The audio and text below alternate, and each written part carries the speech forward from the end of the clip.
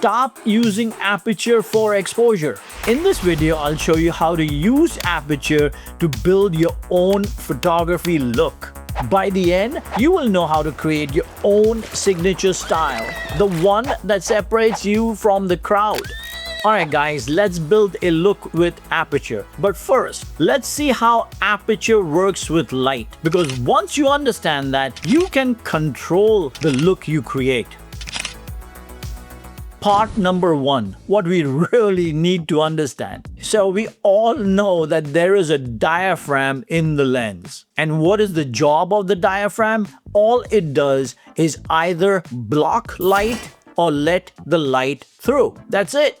When it closes down, like an f/22, only a small stream of light passes through the center of the lens. The light is almost straight. It bends less, and more of the image stays sharp from front to back. When it's wide open, like an f/1.8, the light passes through the entire curved surface of the glass. The edges of the glass bend light more. All those rays cross at a single focus point. Anything before or after the point where the light meets falls out of focus, but it does it gradually. That's why you get shallow depth of field with 1.8 or f/3.5 or 5.6. You get less depth of field compared to f/22. So simply put, f/22 less bending of light, f/1.8 more bending of light. And that bending, the fall off of focus, that's what creates the look of your image.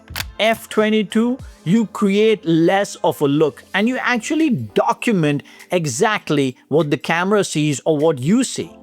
At a smaller f-stop like a 1.8, you are creating a more pronounced and a stronger look because in reality, nothing actually fades off, right? Like nothing gets off focus or soft in focus because our eyes can adjust to it is sharp. But here, you are the creator of your frame, so you are creating that softness. And that decision is totally yours of how much you want the off focus, how much of a look you want to create.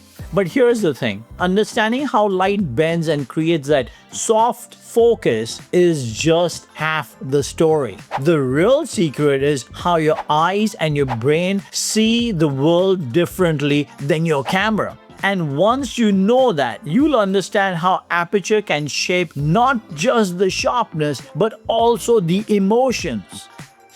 Alright guys, let's get into part 2 of creating a look with Aperture. Alright, so do an experiment with me. Put your thumb out in front of you, arms fully stretched. Now focus on your thumb. Notice the skin around your nail. Do you need to trim your nail? Notice how sharp your nail looks. So what are you thinking right now? I bet you're not thinking about the background. That's because I asked you to focus on your nail. And that is the secret. If you want your audience to focus on a subject, you have to guide them. Yes, you have to guide them. You have to communicate that to them. It's as simple as that. The only difference is I am here speaking with you. But when somebody is looking at your photographs, maybe on the other side of the world, you won't be there to speak to them. So you need to build a visual language, and that language is your look, your signature. And people will understand that if you speak it loud and clear through your image. It's the way you as an artist communicate with your audience. Yes, your eyes do blur things that aren't in focus, but just a little.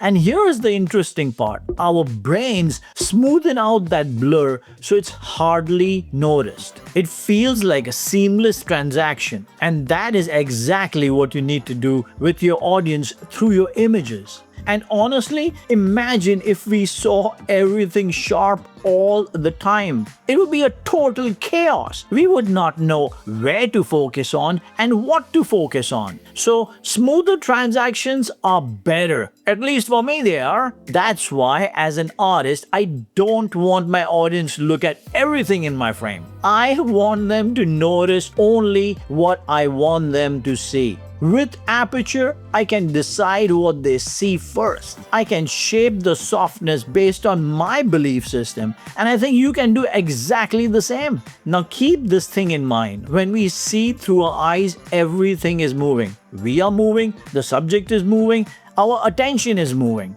But a camera does not see movement the way we do. It freezes a single still of that moment, and that exaggerates the blur, the softness even more.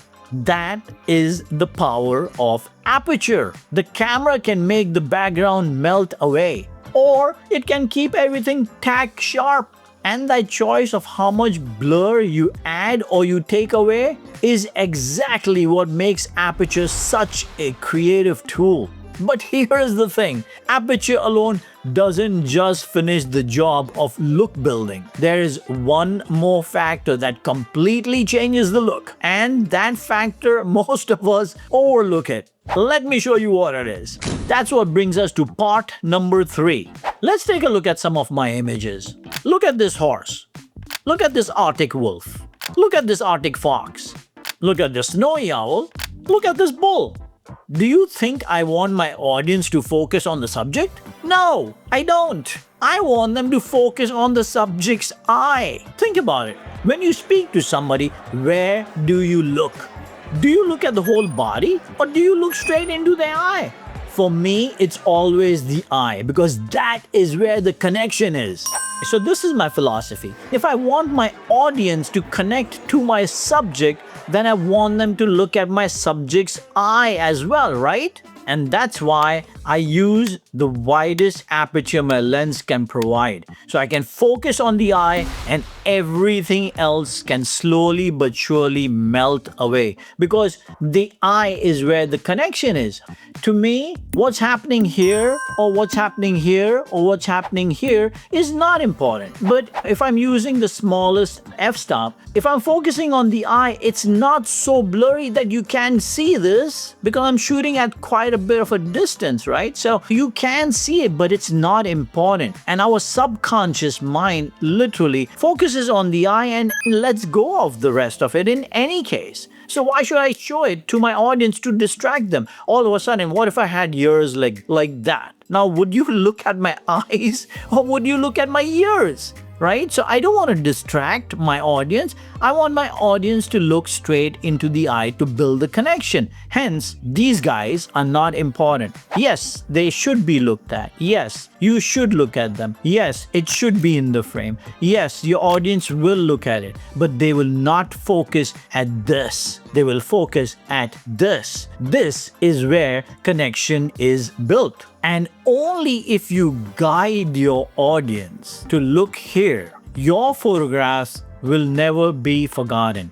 So you as a creator should use Aperture to build your look. What do you believe in? Do you believe that they should also look at the ears? Do you believe they should also look at the nose? Do you believe the nose should be super sharp? Do you believe it should be just the eye? That is a choice as a creator you make. Yes, human beings have their nose and the eye, the distance between this and this could be 1 inch, could be 2 inches at the most. But the distance between an eye and the horse's nose is quite far. I'm going to say it's at least 12 inches, maybe even 18 inches, depending on the animal. But is the nose important? Is the nose what's going to give me the connection? Is the nose what the audience or the client is going to look at? I doubt it. That's why my belief, eye is the most important part in any living animal, human or anything else. So show them the eye, guys. Build your look around that. And if you're going to use an f-stop that's going to slowly fade all the other distractions, you have it. You have pointed your audience look straight into your subject's eye and build connection. But here's the catch. You can pick the perfect aperture and still miss the look you want, because there's another factor no setting can replace. And it has nothing to do with your camera. It's all about the distance between you and your subject.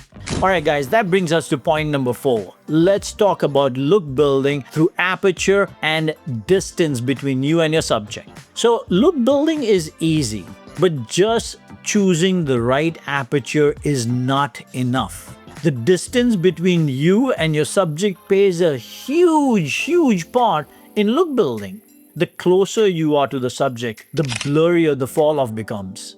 So here's a simple experiment you should do before going out to shoot anything. Choose the aperture you want to shoot at. Choose the lens that you're going to shoot with. Take that, go out to your backyard or anywhere else on the outside. You are going to take a photograph of a tree, anything. I mean, it could be a cinder block. Take a photograph of that from a distance, say 15 feet or 20 feet. Then you take another photograph, get closer to it and take it from 10 feet. Then take a photograph from another 35 feet. Take these 3 different photographs from 3 different distances. Mark your distance, whatever distance you think you will be when you are out there shooting with the real subject. When you're done, come back, open all 3 of them simultaneously in Photoshop or whichever software that you use and look at them. The one that speaks to you the most, that is your look. You have just created the blur and the separation that appeals to you as an artist. So now you might be saying to yourself, hey Ejaz, how do I keep my subject when I am out there on location at the same distance as I am taking with the cinder block? Here's the solution to that. If you are not good with judging distance, this is the trick. During the test, fill the frame with your practice subject, keeping the real subject in mind. Ask yourself what size in the frame will feel most emotional and most powerful of the real subject. Once you know that, repeat that test. And when you're on location, fill your frame with the same perspective you had with your test subject.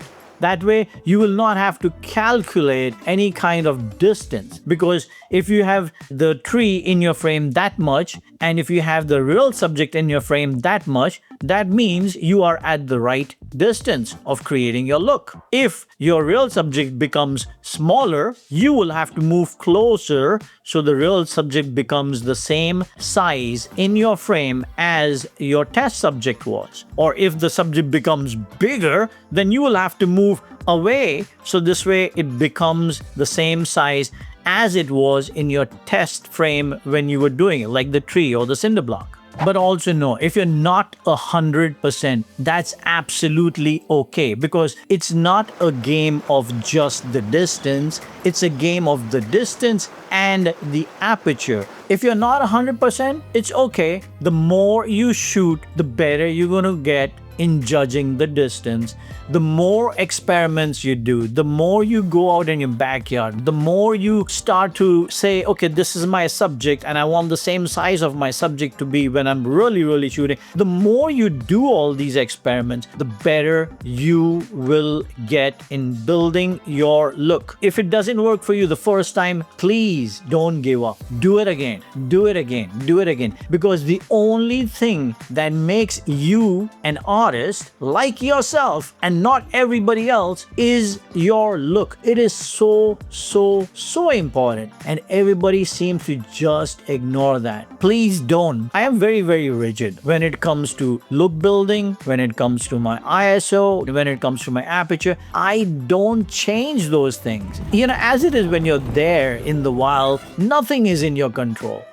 But at least I know this much of that big picture is in my control. So I should get this much at least. And that this much makes the picture repeatable. And the more you repeat again and again of this much, the better your images will get in the bigger picture. Failure is good. You know, I was speaking to a friend of mine who said to me, hey Ejaz, I love your horse images. How long has it taken for you to get these? And between you and I, guys, the images that you see of the horses, it's taken me over 12 years to build that. practice over practice over practice, look building over look building over look building has come to a point where there are certain elements that are in my control, and I repeat them again and again and again, and that is what helps me create the image that I want.